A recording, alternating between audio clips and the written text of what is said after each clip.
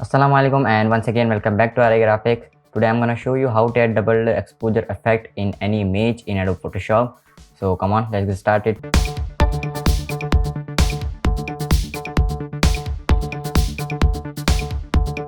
शुरू करने से पहले यार सब्सक्राइब करना नहीं भूलना और साथ ही साथ बेल आइकन को दबा देना ताकि मेरी हर आने वाली वीडियो की अपडेट आपको मिलती रहे। Alright, welcome back. तो सबसे पहले हमें इस पिक्चर को क्रॉप करना है। किसका करेंगे? सिंपली अपना मार्कर टूल सेलेक्ट करें और जो एरिया आपको चाहिए उसके ऊपर अपना स्क्वायर बनाएं और यहाँ पे इमेज में जाके ऑप्शन होगा क्रॉप, सिंपली इसके ऊपर क्लिक कर दें। तो यहाँ पे हमारा जो पिक्चर है वो क्रॉप हो चुकी है। कंट्रोल डी दबाएं तो ये डी सेलेक्ट हो जाएगी आपकी सिलेक्शन। कंट्रोल ओ 0 दबाएंगे तो यहाँ पे जो आपकी पिक्चर है वो अपने मेन कैनवस साइज पे आ जाएगी। तो अब हमें इस पिक्चर में सबसे पहले अपना बैकग्राउंड रिमूव करना है। तो पहले बैकग्राउंड को लेयर में कन्वर्ट कर देते हैं। सिलेक्शन टूल लेंगे, यहाँ पे सिंपली इसको मैं सिलेक्ट करना स्टार्ट कर देता हूँ।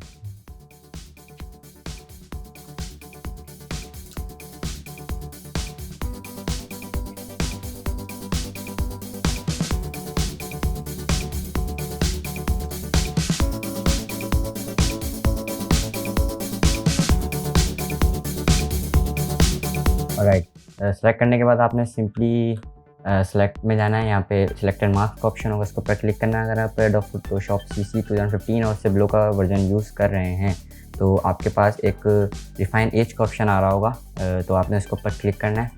डोंट वरी, सारे ऑप्शन सेम ही हैं। तो अगर आपने यार मेरी सिलेक्टेड मास्क वाला ट्यूटोरियल नहीं देखा तो ऊपर लिंक आ रहा होगा, आप सिंपली क्लिक करके देख सकते हैं। ठीक है, तो यहाँ पे हमने इसका बैकग्राउंड रिमूव कर दिया है। Output to layer with layer marks कर दें। ओके, तो यहाँ पे हमारा बैकग्राउंड रिमूव हो चुका है। इसके बाद हम एडजस्टमेंट में जाएंगे। यहाँ पे हम सॉलिड कलर होगा, इसके ऊपर क्लिक करेंगे। सिंपली अपना कलर जो है वाइट कर देंगे। जो हमारी मेन लेयर है इसके ऊपर हम टॉप पे ले आएंगे। तो यहाँ पे ये जब बैकग्राउंड रिमूव हो चुका है और बैकग्राउंड क्रिएट भी हो गया है, तो अब हमें सिंपली दोबारा एडजस्टमेंट जाना है। यहाँ पे ब्लैक एंड वाइट का ऑप्शन होगा, उसके ऊपर क्लिक करना है ताकि हमारी पिक्चर के जो कलर्स हैं वो ख़त्म हो जाए। यहाँ पे एक छोटा सा ऑप्शन होगा क्लिपिंग मास्क, इसके ऊपर आप क्लिक कर दें तो जो हमारा कलर है वो सिर्फ हमारी इमेज पे अप्लाई होगा। ओके, तो ये हो गया। अब हमें दोबारा एडजस्टमेंट में जाना है। यहाँ पे कर्व्स का ऑप्शन होगा, इसके ऊपर क्लिक करना है। यहाँ पे दोबारा क्लिपिंग मास्क पे आप क्लिक कर दें ताकि जो हम कर्व्स अप्लाई करें वो सिर्फ इमेज जो हमारी पिक्चर है उसके ऊपर ही हो। तो यहाँ पे हम इतना कर देता हूँ। ओके, तो अब हमें क्या करना है, सिंपली अब आपने क्या करना है, सिंपली इस पिक्चर पे जाना है जो आपने इसके ऊपर डबल एक्सपोजर इफेक्ट अप्लाई करना है। सिंपली इसको ड्रैग करके आप इस पिक्चर पे ले आएँ। आई नो कि ये थोड़ी सी बड़ी है, हम तो इसको छोटा कर दें। Select inter. ओके, तो अब हम इसके ऊपर क्लिपिंग मास्क अप्लाई करेंगे। सिंपली राइट क्लिक करें, यहाँ पे क्रिएट क्लिपिंग मास्क ऑप्शन है, इसके ऊपर क्लिक कर दें। तो यहाँ पे जो हमारी पिक्चर है वो सिर्फ इसी जो हमारी सिलेक्शन थी इसके अंदर आ चुकी है। अब हमें आप कंट्रोल T दबाएं तो आप इसको थोड़ा सा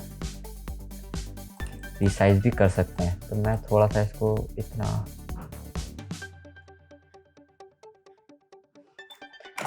ओके, तो हमने थोड़ी सी रिसाइज कर ली है। अब सिंपली इसके ऊपर हम लेयर मार्क्स अप्लाई करेंगे। सिंपली इसके ऊपर क्लिक करेंगे। अब हमें सिंपली ब्रश टूल लेना है। यहाँ पे मेक श्योर कि आपका जो फोरग्राउंड कलर है वो ब्लैक हो। अगर आपके कलर्स डिफ़ॉल्ट पे नहीं तो आप सिंपली D प्रेस कर दें तो आपके कलर्स ऑटोमेटिकली डिफ़ॉल्ट पे आ जाएंगे। यहाँ पे मैं फ्लो जो है मैं 16% पे रख रहा हूँ और मैं इसको थोड़ा सा विजिबल करना स्टार्ट कर रहा हूँ।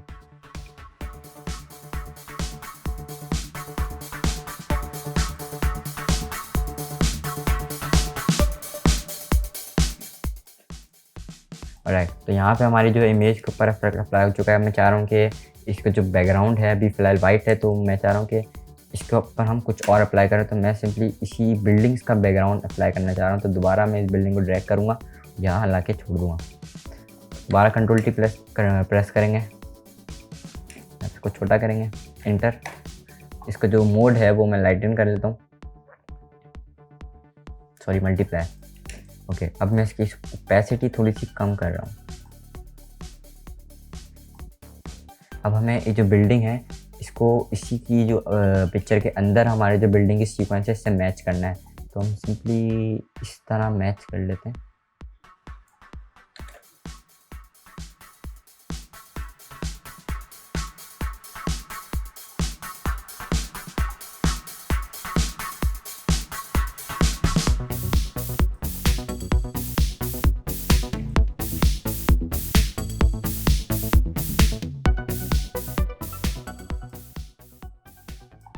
थिंक ये सही है। ओके, तो अब हमारी बिल्डिंग की सीक्वेंस में मैच हो चुकी है। तो आई होप कि आपको ये ट्यूटोरियल पसंद आया होगा। पसंद आया तो यार लाइक और सब्सक्राइब करना नहीं भूलना, और साथ ही साथ बेल आइकन को दबा देना ताकि मेरी हर आने वाली की वीडियो की अपडेट आपको मिलती रहे।